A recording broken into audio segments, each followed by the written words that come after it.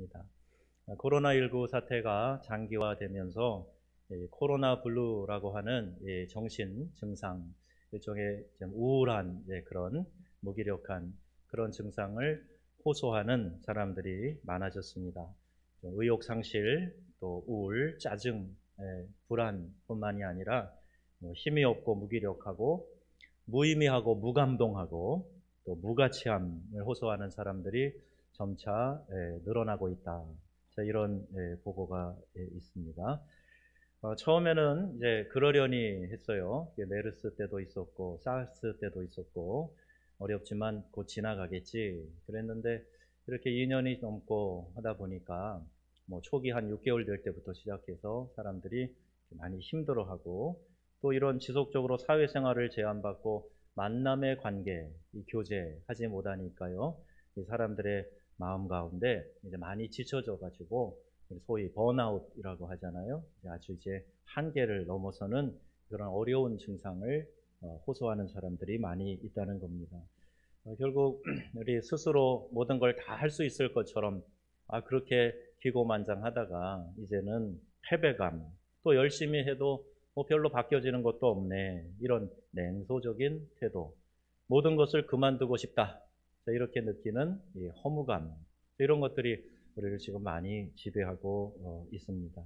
반면에 또 긍정적인 측면, 또 신앙적인 면에서 한번 해석을 해보면 일상의 이 평범했던 많은 것들이 이게 다 하나님의 은혜였었구나 하는 것을 깨닫는 그런 기회가 되기도 하는 거죠.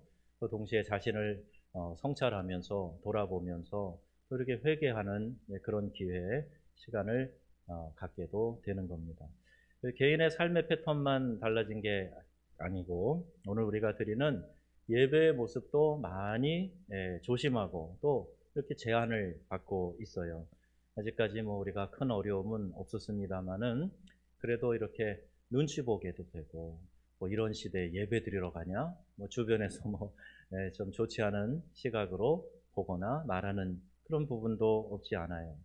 우리는 방역수칙 잘 지키면서 하지만 늘 공무원들이 또 와서 보고 노심초사하면서 지도한다고 나오는 그런 경우도 있어요. 그래서 조국이여 평안하라, 우리가 늘 기도하는데 당신들이 그렇게 노심초사할 거 아닙니다. 얘기도 하고 그럽니다. 위기 앞에 신앙을 안다고요. 우리 이럴 때 다시 한번 우리가 이 성경의 알곡과 가라지의 비유를 좀 더 실감나게 느끼는 그런 때가 되는 것도 같습니다. 어떤 믿음의 시련이 또 유혹이 다가와도 여러분 잘 이겨내시고 여러분 모두 천국 창고에 들여지는 알곡 신자들 다 되시기를 주님의 이름으로 축원합니다. 그러려면 뭘 해야 될까요? 이러한 때에 기도해야 됩니다. 오늘 본문에 보면요, 요한의 형제 야고보가 헤롯 아그리파 1세에 의해서 참수를 당해요. 야고보, 요한, 베드로, 이 세 명은 예수님이 늘 가까이 데리고 다니던 가까이 있었던 제자들, 사랑하는 제자들, 또 예수님이 부활 승천하신 후에도 교회의 수장과 같은 역할을, 기둥과 같은 역할을 하던 사람들인데 그 중에 한 명 야고보가 참수를 당하여 죽는 끔찍한 비극이 일어납니다. 그리고 교회를 향한 이제 본격적인 핍박이 이제 시작이 되는 것이죠. 거기에는 숨은 이유가 있었어요. 사도행전 11장 28절에 보면 큰 흉년이 납니다. 그래서 이제 나라가 흉흉해지자 이 민심을 잡기 위해서 이제 기독교를 탄압하기 시작하는 거예요. 어떤 문제가 있으면 이 정치인들은요, 어디에다가 자꾸 사람들의 주의를 끌도록 관심을 돌려요. 그래서 전쟁을 일으키기까지 하지 않습니까? 그러니까 이런 문제가 있고 사람들의 민심이 좋지 않으니까 기독교인을 이제 막 이렇게 핍박하는 그런 걸 통해서 사람들이 가지고 있는 이 분노와 스트레스를 해소하게 만들려고 하는 겁니다. 그래서 초대교회 지도자 중 하나인 야고보 사도를 잡아서 죽이니까 유대인들이 기뻐하는 거예요. 예나 지금이나 이 정치인들은 군중의 반응에 민감하죠. 헤롯 아그리파 1세가 이제 한 걸음 더 나갑니다. 아예 사도들의 수장격인 베드로를 잡아 가둡니다. 원인이 자연재앙이든지 누군가의 실수에 의해서 생긴 것이든지 이렇게 민심을 다른 곳으로 돌리기 위해서 엉뚱한 희생양을 만드는 거, 이거 폭군들이 늘 하던 방식이었어요. 예, 누구나 다 아는 이 저급한 지도자들의 행실인데 왜 자꾸 그런 일들을 역사에서 반복하는 것 보게 되죠. 폭군 네로 황제가 로마에 불을 지릅니다. 그리고 그냥 불구경하고 막 정신 나간 사람처럼 좋아하고 그랬는데 이게 보통 문제가 아니거든요. 그랬더니 이제 기독교인들이 그랬다. 그래가지고 기독교인들을 막 잡아 죽이게 하는 이런 끔찍한 일도 역사 가운데 있었지요. 교회 지도자인 베드로마저 잃게 될 위기에서 이제 성도들이 그 위기감을 느끼면서 이제 간절히 기도하는 거예요. 하나님께 간절히 매달려 기도하는 거예요. 그 기도에 대한 응답이 바로 오늘 본문에 나오는 내용이 되겠습니다. 군인 넷씩 네 패로 나누어서 네 조로 나눠서 감시하던 베드로가 두 군인 틈에서 잠을 자는 거예요. 잠잘 때도 옆에서 아예 군인이 지키고 잠을 같이 자요. 다른 두 사람은 감옥을 감시하고 있었습니다. 천사가 후련히 나타나서 잠자는 베드로의 옆구리를 콕 치는 거예요. 그리고 깨웁니다. 그리고 말합니다. 7절에 급히 일어나라 하니 쇠사슬이 그 손에서 벗어지니라. 근데 여러분 이 문장이 좀 어색합니다. 천사가 이제 급히 일어나라.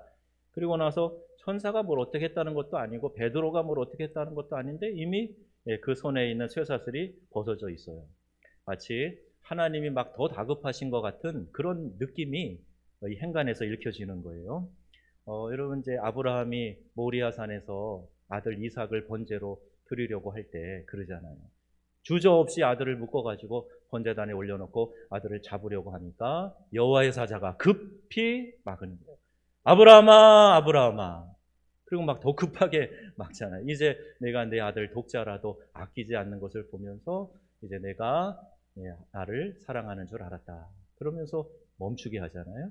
그때 그 하나님의 다급하심과 같은 긴박함이 여기서 느껴지는 거예요. 베드로를 막 급히 일어나 깨우고 이제 일어나라 이렇게 하시는 거죠. 그 위기의 순간에 급히 나타나서 결박을 풀어주시고 그 상황 가운데서 빠져나오게 하시는 하나님이 계시다 하는 것 우리가 성경을 통해 보게 됩니다.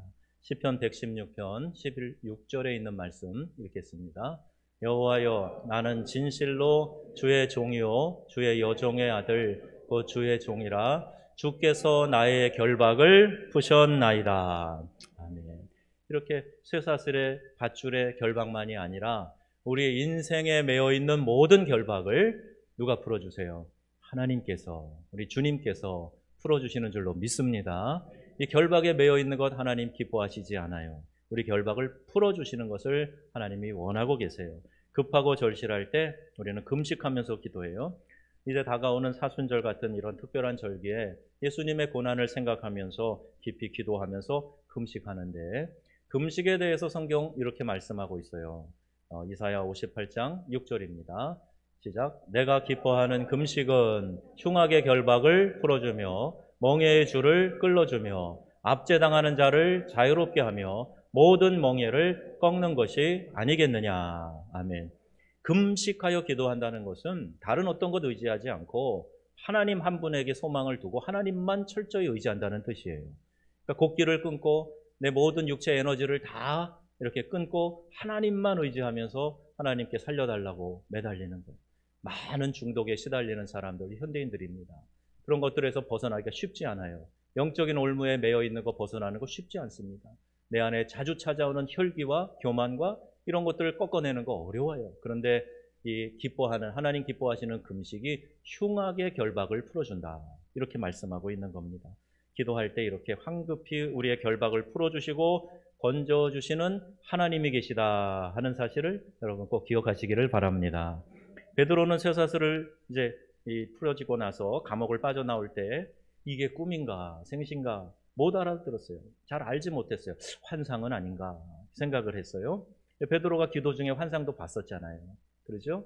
하늘에서 보자기가 내려오고 뭐 이런 것도 있잖아요. 이런 것들 보면 그 당시에 이제 믿음의 사람들, 영적으로 민감한 사람들, 이런 하나님이 보여주는 환상들이 있었거든요. 그래서 이게 꿈인가, 환상인가, 뭐 이게 현실인가, 이럴 때 이제 초소 하나, 초소 두 개 이렇게 지나면서 밖에 나온 다음에 정신이 차진 거예요. 야, 하나님이 나를 건져주셨구나. 그러면서 이제 마가의 다락방으로 발걸음을 옮깁니다. 그곳에서 아직도 이제 베드로의 구명 석방을 위해서 기도하는 성도들이 여러 명 모여 있었어요. 대문을 두드렸어요. 베드로가 대문 앞에 와서 두드립니다.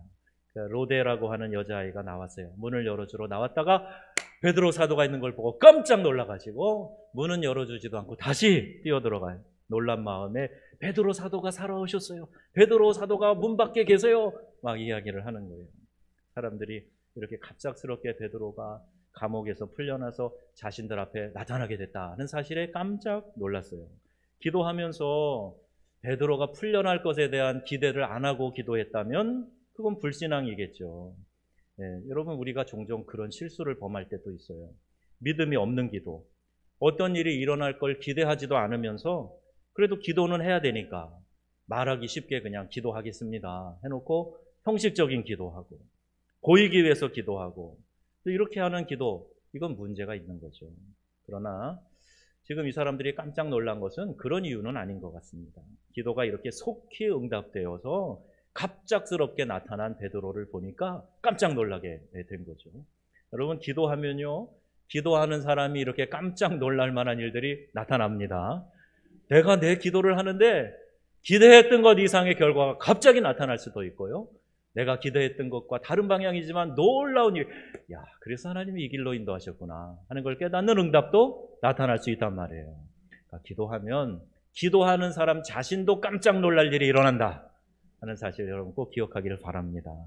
야고보 사도가 불려가고 죽음을 당하고 베드로는 이렇게 풀려났는지 우리는 알 수 없어요. 성경에 거기에 대한 설명도 없습니다. 전적으로 하나님의 주권에 달려있기 때문이에요. 하지만 우리에게는요, 기도로 하나님께 간구할 사명이 있는 거예요. 신방을 하다 보면 아주 중증 환자가 있어요. 말기암 환자 같은 경우에 그래요. 그러면 물론 천국을 소망할 수 있도록 기도를 해드리기도 하지만 그래도 목회자의 입에서는 하나님 고쳐주세요 기도하게 됩니다. 끝까지 그 생명을 거둬가시는 순간까지는 우리가 어떤 목적을 가지고 소망을 가지고 기도할 수 있는 것 아니겠어요? 그러니까 하나님 앞에 베드로 사도 풀어주세요 이렇게 기도하는 것처럼 우리에게 주어진 사명이 있다면 그 사명 가지고 끝까지 기도하는 거예요. 그게 우리가 해야 될 책임인 거죠. 결국 하나님이 하나님의 선하신 뜻 가운데 모든 것을 합력해서 선을 이루게 하시는 줄 믿습니다. 우리의 책임은 기도하는 거란 말이에요. 기도 쉬는 죄를 범하지 않겠다. 새벽에 묵상한 사무엘이 고백한 그 말씀처럼 우리가 기도 쉬는 것, 기도하지 않는 것, 그러면서도 내가 책임 없다고 말하는 것, 이거 성경의 기준으로 말할 때 올바른 이야기가 아닌 겁니다. 하나님은 우리의 기도를 통해서 일하시지만 꼭 내가 기도한 대로만 응답하시는 하나님은 아니세요. 더 좋은 길로 최선의 방법으로 우리에게 좋은 것 주시는 하나님이심을 여러분 믿으시기를 바랍니다. 내가 기도한 대로만 다 됐다면 여러분 지금 더 잘 됐을 것 같으세요? 아니면 큰일 날 뻔할 것 같으세요? 저는 가만히 생각해 보면 그때 내가 기도한 대로 그대로 해주셨으면 큰일 날 뻔했다 야. 이런 생각이 들 때가 종종 있어요. 하나님이 그때 내 기도한 대로가 아니라 하나님의 뜻대로 응답해 주셔서 오늘 내가 나 되었다 이렇게 고백하는 순간도 경험하게 되는 겁니다. 초대교회 성도들은요, 하나님께 이렇게 간절히 기도했어요. 이들의 기도를 통해서 하나님이 일하신 겁니다. 하나님이 능히 하실 수 있어요. 그런데 뭘 기다리셨어요? 이들의 기도를 기다리시는 거예요. 그들을요, 초대교회 성도들이 이렇게 기도하면서 하나님께 간절히 구했을 때에 그를 깨우고 묶고 있던 모든 쇠사슬을 풀어주고 옥문을 열어줘서 결국 베드로를 구출해 내신 겁니다. 이처럼 기도는 하나님이 일하시는 통로다. 기도가 뭐라고요? 하나님께서 일하시는 통로이다. 하나님은 능력이 충만하신 줄 믿습니다. 수요일 날 배우셨잖아요. 전능하신 하나님. 그런데 그 하나님의 능력은 뭐를 통해서 우리의 삶에 나타나느냐? 기도가 통로가 된다는 말이에요. 기도 없이 이루어지는 것 없습니다. 만약 기도 없이 여러분 뭐가 잘 됐다고 생각하시면 그게 잘 된 게 아닐 가능성이 매우 높아요. 기도하지 않았는데 저절로 됐다? 아니요. 하나님의 뜻 가운데 하나님 기뻐하시는 일로 된 것이 아닐 수 있고 그것 때문에 내가 오히려 영적인 타락과 방종에 빠질 수도 있단 말이에요. 사도행전 12장 11절 말씀이에요. 함께 읽어보겠습니다. 이에 베드로가 정신이 들어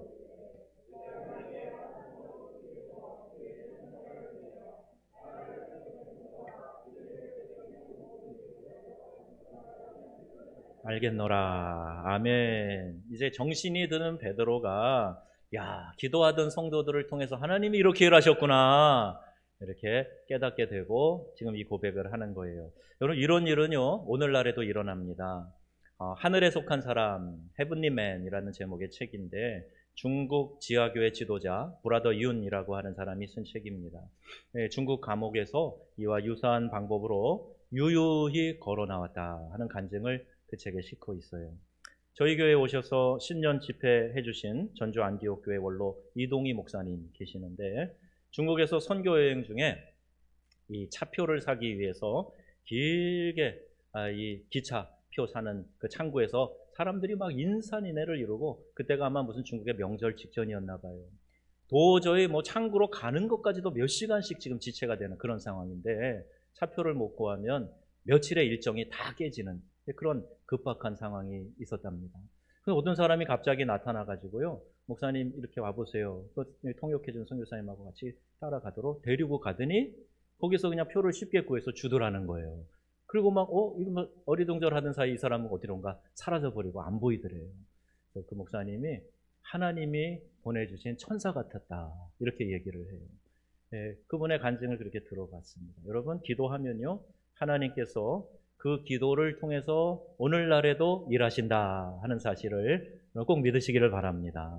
기도는 그래서 믿음의 표식이에요. 내가 아무리 믿음 좋은 채 해도 기도하는 것이 집중되어져 있지 않으면 진짜 믿음 좋은 거 아닙니다. 예수님은 아무리 힘들고 바쁜 사역을 하셨어도 항상 기도를 소홀히 하지 않으셨어요. 마가복음 1장에 보면 여러 병든 자들을 고치실 때 온 동네가 그 문 앞에 모였다 그랬습니다. 모든 사람들이 다 예수님 앞에 와서 한 번씩 만져주시고 안수해 주시기를 바라는 마음으로 기도를 요청했다는 거예요.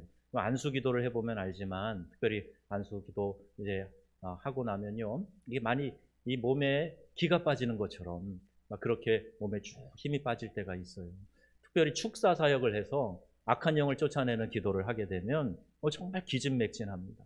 예수님도 육체의 연약한 한계를 가지고 계셨던 분이기 때문에 그렇게 하루 종일 병자를 위해서 기도하고 귀신을 내어 쫓으시고 회당에서 가르치시고 마을마다 다니면서 복음 전하시고 그런데 안 지치셨겠어요?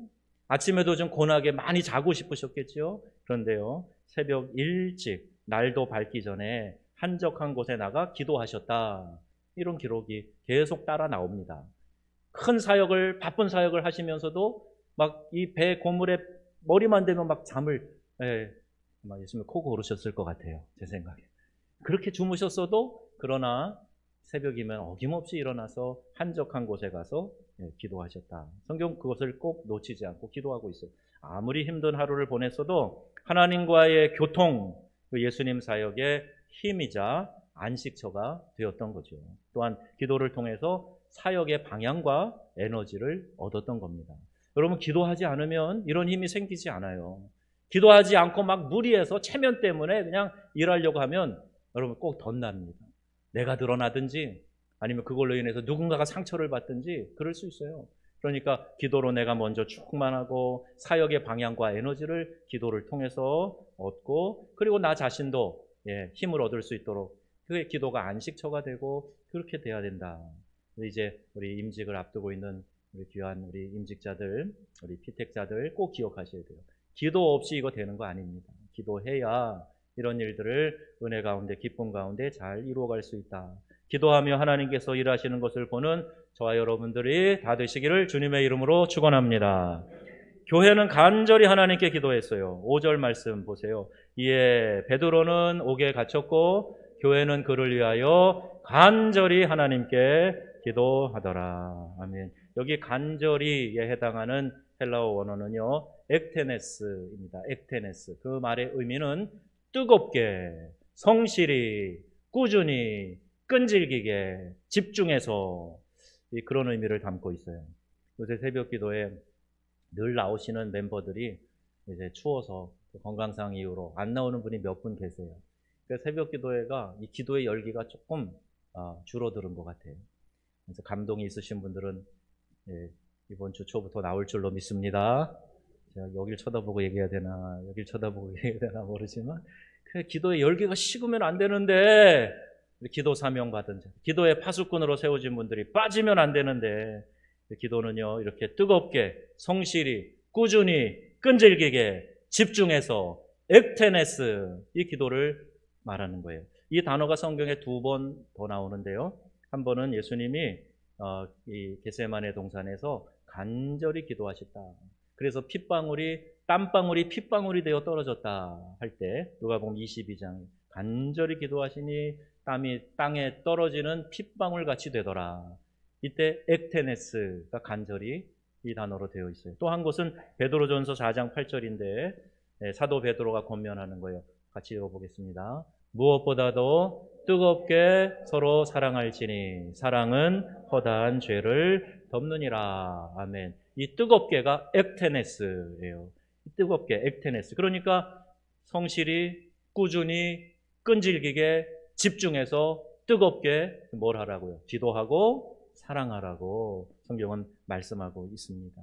그러니 우리가 믿음 생활할 때 뜨겁게 사랑하게 되면 그 사랑으로 인해서 허다한 허물이 덮어지는 것을 보게 된다.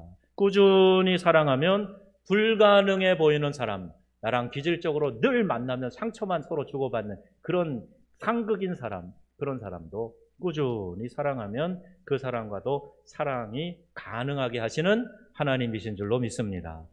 가능하지도 않은 걸 우리에게 하라고 명하신 하나님 아니시잖아요. 그러니까 액테네스, 이 뜨거운 열정으로 기도하고 사랑하면 하나님께서 반드시 이루어 주신다 말씀하시는 거예요.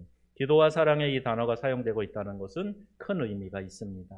기도와 사랑에는 이러한 액테네스의 뜨거움이 있어야 된다. 뜨거움이 없는 곳은 항상 마귀가 그곳에 침입하고 시험을 주고 그러는 거예요. 뜨거운 불 가운데 있을 때에는 전혀 다가설 수 없는 거죠. 코로나 바이러스도 우리 몸의 체온을 1도만 올리면요 넉넉히 이겨낸다는 거예요. 몸이 차가워지면 이렇게 우리 안에 들어온 이 병원군들, 바이러스들이 활기를 치게 되는 것처럼 우리가 영적으로 차가워지면 원수 마귀의 시험이 우리 안에 들어와서 우리를 다 휘저어 놓고, 공동체를 휘저어 놓고 그렇게 된다는 거예요. 베드로가 구출되는 일이 도무지 불가능한 상황이었음에도 불구하고 지금 그게 눈앞에 딱 나타납니다. 뜨거움 가운데 기도할 때 하나님께서 이런 기적을 만들어 주시는 것입니다. 사도행전 2장에 보면요 교회에 큰 부흥이 나타나죠. 1장부터 권능을 받은 사도들의 설교, 베드로의 설교에 하루에 3,000명씩 회개하고 돌아옵니다. 사도행전 2장까지도 막 부흥 대단한 열기들이 일어나요. 그런데 7장에 가니까 스데반이 순교를 합니다. 8장에 들어가니까 대대적인 박해가 시작이 돼요. 초대교회 그러면 무조건 부흥만 있는 줄 아셨어요? 이런 박해, 어려운 문제들을 정말 생명을 걸고 매달려야 되는 일들이 초대교회 신자들이 가졌던 신앙이었단 말이죠. 8장 1절 보세요. 읽겠습니다. 사울은 그가 죽임당함을 마땅히 여기더라. 예루살렘에 있는 교회에 큰 박해가 있어 사도 외에 다 유대와 사마리아 모든 땅으로 흩어지니라. 아멘. 사울은 사도 바울을 말합니다. 그가 죽었다. 누가 죽은 거예요? 스데반이 죽은 거예요. 스데반을 돌로 쳐서 죽일 때 사울이 그 열받아가지고 돌 던지는 사람들의 겉옷을 지키고 있었어요. 증인이란 뜻이거든요. 그걸 봤어요. 그 사건 이후로 성도들은 다 흩어집니다.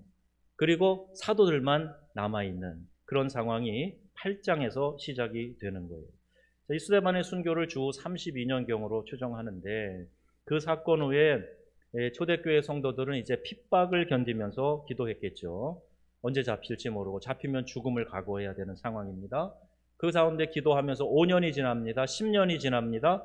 그런데 이 박해가 쉽게 사라지지 않는 거예요. 그리고 주 44년에 야고보가 순교합니다. 더 설상가상이죠. 이러한 상황에서 아이고 이제 틀렸다. 우리가 기도한 지가 10년이 넘어. 그런데 야고보 사도도 죽었어. 그만두자.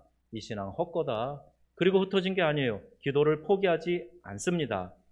계속 아무런 변화가 없는 상황이 지속되지만 기도를 포기하지 않고 계속 기도하는데 갑자기 베드로가 살아서 나오는 거예요. 그건 기적 중에 기적 아니겠어요? 베드로가 감옥에서 나온 일을 보면서 할렐루야, 하나님께서 이제 우리에게 용기를 주시는구나. 우리를 버리지 않은 하나님께서 우리의 기도를 들어주셨구나. 그 마음에 확신을 갖게 되는 것이죠. 여러분, 기도해도 아무 변화도 없고 오히려 상황이 더 어려워지고 있다고 해서 절대 여러분 포기해서는 안 됩니다. 어떤 장애물에도 꾸준히 끈질기게 집중해서 액테네스 이렇게 하나님 앞에 기도하게 될 때 12전에 큰 박해를 인내하며 기도했던 예루살렘 성도들처럼 우리도 내 삶에 포기하고 던져버리고 싶은 그런 기도의 제목들이 있다면 다시 붙들고 기도해야 할 줄로 믿습니다. 마귀는요 계속 우리에게 이렇게 협상하자 그래요. 마치 바로가 모세에게 와서 협상하자고 하는 것처럼 살살살살 와서 협상하는 거예요. 그래 좋아, 이건 해. 그런데 예배 드리러 가. 그런데 장정만 가라. 그래 제사 드리러 나가. 그런데 재물은 다 놓고 가라. 이런 식으로 협상하는 거예요. 아마 여러분에게도 이런 협상이 많이 들어왔을 거요. 지금 이 자리에 계신 분들은 이기고 나오신 줄로 믿습니다. 기도하지 못하게 하는 협상이 얼마나 많은지 몰라. 그런데 여러분 받아들이면 안 된다니까요. 그거 받아들이면 안 돼요. 무슨 소리냐. 기도가 핵심이라 그랬는데 기도가 나에게 활력을 주고 에너지를 주고 내 사역의 방향을 결정해 주는 거라 그랬는데 기도하지 않고 하라고? 말도 안 되는 소리 하지 마라. 사탄아 물러가라. 그리고 여러분 선포하셔야 되는 거예요. 위기는 간절함을 가져다 줍니다. 위기의 순간에는요 내 안에 감춰져 있는 에너지가 막 솟아나게 되어 있어요. 그래서 어려울 때 누가 진짜 신앙인인가 그걸 알 수가 있어요.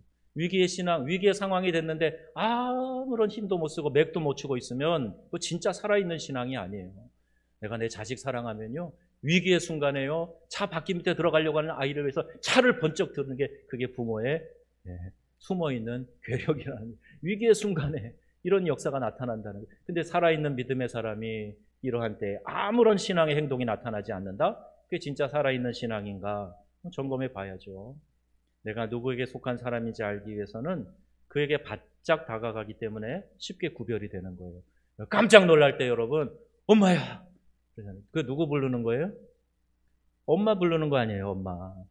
나를 낳아주시고 이때까지 내가 모든 위기의 상황에서 나를 보호해 주셨던 엄마! 그 순간에 깜짝 놀라거나 어려울 때 엄마 하는 것처럼 이 위기의 상황에 내가 어느 편에 붙는가 어디에 속하는가 이걸 보면 그 신앙을 구별을 할 수 있다는 거예요. 성경의 인물들을 보면요 모두 위기 앞에서 하나님께 철저히 다가가고 하나님을 철저히 신뢰했던 사람들입니다. 그 특징이 다 한결같이 나타나는 게 기도로 나타나고 있어요. 자, 들으셨어요? 그 특징이 뭐로 나타납니까? 기도로 나타나고 있어요. 그게 다 하나님의 믿음의 사람들이 보여준 기록이에요. 다니엘 바벨론에 잡혀갑니다. 갈대아 분봉왕이었던 다리오 왕의 총리 대신이 돼요. 아니 이렇게 포로로 데려간 사람이 이렇게 높은 신분에 올라갈 수 있다? 참 대단한 일이죠. 왕의 총애를 받습니다. 그곳에서도 하나님 믿는 신앙이 약해지지 않았어요. 지금 잡혀가서 그런 신분으로 살지만 하나님 믿는 신앙 때문에 예루살렘을 향해 창문을 열어놓고 날마다 하루 3번씩 기도했어요. 그런데 이 간사한 사람들은요 동서고금을 막론하고 예나 지금이나 꼭 있어요. 이 간사한 인간들. 그래가지고요 왕에게 가서 그 꼴 다니엘이 하는 꼴 보기가 싫고 저렇게 총애를 받으면서 왕의 대를 넘어가면서 저렇게 총애받는 그게 너무 꼴 보기 싫어가지고 어떻게 해서도 다니엘을 제거하려고 하는데 흠잡을 데가 없네. 그러니까 다니엘이 하는 기도 생활을 흠잡는 거예요. 왕이여 이제부터 왕 외에 다른 신에게 절하고 기도하는 사람 구하는 사람이 있으면 잡아다가 처형을 합시다. 왕이 들어보니까 이런 사람들은 말도 잘하잖아요. 왕이 들어보니까 괜찮은 의견이거든요. 왕이 조서를 내렸어요. 그런데 이 조서에 왕의 도장이 찍혀 있는 것을 보고도 다니엘은 원래 하던 대로 집에 돌아가서 하루 3번씩 예루살렘을 향해 창문을 열고 여전히 기도했단 말이에요. 다니엘에게 있어서는 기도가 그의 삶의 중심이었던 거예요. 그 어떤 사람이라도 어떤 권력자들이라도 어떤 위협이 다가와도 나는 기도와 이걸 바꾸지 않겠다. 이런 각오가 있었던 겁니다. 다니엘 6장 20절 말씀 보세요. 그랬더니 왕이요 어쩔 수 없어서 이 조서를 내렸고 어쩔 수 없어서 다니엘을 잡아왔지만 한번 읽어보세요. 20절 말씀이에요. 다니엘이 든 굴에 가까이 이르러서 슬피 소리질러 다니엘에게 묻되 살아계시는 하나님의 종 다니엘아, 내가 항상 섬기는 내 하나님이 사자들에게서 능히 너를 구원하셨느니냐 아니라.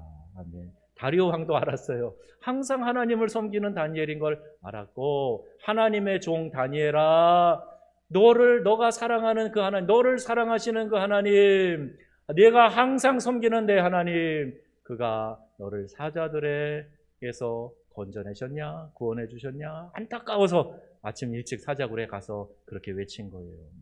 여러분, 기도하는 사람은 이렇게 하나님의 능력의 보호하심이 있는 줄로 믿습니다. 불신자들에게도 감동을 주는 사람은, 기도하는 사람, 에스더를 보세요. 유대인으로서 이제 바사, 페르시아의 아하수에로 왕의 왕비가 되었어요. 하만이라는 이 간교한 사람이, 여기도 있네. 페르시아에도 하만이요, 유대인들을 다 죽일 음모를 짭니다. 이것도 교만 때문에 그래요. 모르드게가요, 하만이 지나갈 때 하만이 행차하십니다 그러면 사람들이 다 무릎 꿇고 엎드려 절을 해야 되는데 모르드게 절을 안 했거든요. 괘씸죄에 걸린 거예요. 저자가 누구냐? 유대인입니다. 잡혀온 유대인입니다. 그랬더니 그래, 이제 마음에 이제 노여움이 생겨가지고 저 모르드게 하나 처형하는 거는 내가 속이 안 풀린다. 여기 페르시아의 모든 유대인들, 방방곡곡의 유대인들을 다 잡아 죽여라. 이렇게 하만이 작전을 짜게 되는 거예요. 그런데 안타깝게도 에스더가 유대인 아닙니까? 근데 에스더가 이 위기의 상황에서 어떻게 해요? 나는 왕비니까 참아, 내 왕궁에 사는 나까지 해가 오지는 않겠지, 이렇게 숨지 않았어요. 어떻게 했는가? 에스더 4장 16절 말씀 보세요. 모르드게에게 하는 얘기예요. 시작. 당신은 가서 수산에 있는 유다인들을 다 모으고 나를 위하여 금식하되 밤낮 3일을 먹지도 말고 마시지도 마소서. 나도 나의 시녀와 더불어 이렇게 금식한 후에 규례를 어기고 왕에게 나아가리니 죽으면 죽으리이다 아니라. 아멘. 예, 이렇게 죽으면 죽으리라 작정을 하고 3일 금식을 했어요. 금식하다 죽겠다는 게 아니고 왕에게 나아가서 지금 이 상황을 아뢰는데, 왕이 아직까지 30일 동안 아직 이 왕비를 부르지 않은 거예요. 무슨 국사에 바빴는지 어쨌는지 모르겠어요. 그런데 부르지 않았는데도 가면 왕비라도 부르지 않았는데 가면 이게 처형이 될 수 있는 거예요. 단 왕이 기뻐가지고 이 금호를 내밀면 그러면 문제가 없어요. 그런데 이제 내밀지 않으면 저 여자가 왜 왔어? 바쁜데. 그러면서 왕이 짜증을 내거나 금호를 내밀지 않으면 그 왕비가 처형이 되는 그런 상황입니다. 그래서 에스더는요, 3일 동안 나와 내 시녀들이 함께 금식하겠습니다. 당신도 가서 모든 유대인들에게 고해서 함께 금식하며 기도하게 하세요. 내가 규례를 어기고 왕에게 자진해서 갈 겁니다. 그런데 죽으면 죽으리이다. 그리고 가는 거예요. 한번 생각해 보세요. 3일 동안 금식했어요. 그러면 3일 동안 잘 쉬고 잘 먹은 사람들, 화장하시는 분들 피부 알잖아요. 3일 동안 먹지도 못하고 물도 마시지 않고 금식하고 그러면 얼굴이 초췌해요? 얼굴이 아름다워져요? 잘 모르시는가? 얼굴이 좀 초췌해지지 않겠어요? 상식적으로? 네, 살도 이렇게 빠져갖고 그렇게 되지 않겠어요? 피부가 뭐 팽팽해지거나 고와지거나 그러진 않을 거예요. 네, 그런데 그런 모습일 것 같은데 왕에게 나아가는데요, 왕이 깜짝 놀래가지고 갑자기 눈에 뭐가 씌었는가, 갑자기 금호를 내밀면서 왕비를 맞아들이면서 막 감격해가지고 왕비에게요, 내 재산의 모든 이곳에 나라의 절반이라도 줄 테니 뭘 말하고 싶은 거예요? 원하는 것을 말해보세요. 왕이 이렇게 되었어요.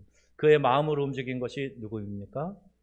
하나님이세요. 하나님이 그 모든 것 가운데 역사하고 계시기 때문에 우리는 한계가 있다고 이야기하지만, 이렇게 하면 안 된다고 말하지만, 그러나 하나님이 원하시고 기뻐하시면 그 모든 일이 넉넉히 이루어지는 줄로 믿습니다.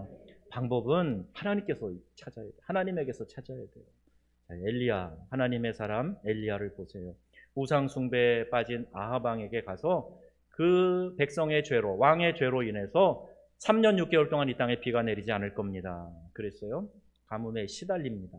그리고 나니까 이제 막 기우제를 드리는 제사를 하게 되는 거예요. 그러면서 갈멜산 꼭대기에서 바알과 아세라 선지자 850과 엘리야 1, 이렇게 850대 1로 이제 영적 대결을 벌이는 거예요. 그들은 자기들의 신의 이름을 부르면서 응답해달라고, 불로 응답해달라고 막 기도하고 날뛰고 그럽니다. 아무런 응답이 없자 몸을 찢으며 자해하며 그렇게 외치고 날뛰고 그래요. 아무 응답이 없어요.